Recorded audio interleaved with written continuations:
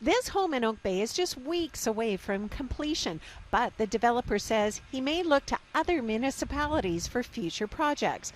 That's because of development cost charges coming for new projects in Oak Bay. The issue isn't that they're asking for development cost charges, it's that this expediency in which they brought it in without really any lead time for developers to work those costs into their pro formas.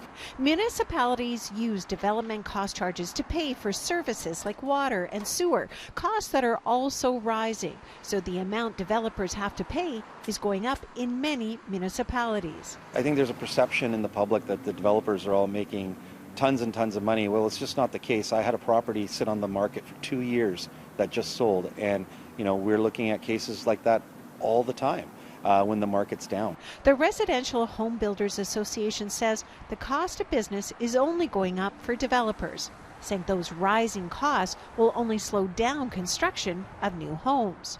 Development cost charges are a significant increase to the cost of housing, and the BC government can rein those cost charges in if they're inclined to do so.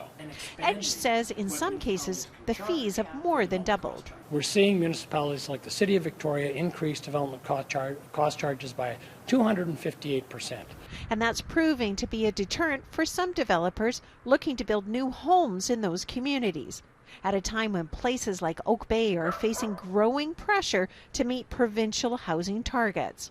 Oak Bay's mayor says its new development and amenity fees are in line with other jurisdictions. Our DCCs and ACCs are right in line with what all the other municipalities have, so I don't anticipate there'll be much of a learning curve for developers or builders, because it's exactly the same essentially as every other municipality. Any increases to development fees must be passed in the form of a bylaw and signed by the Minister of Municipal Affairs.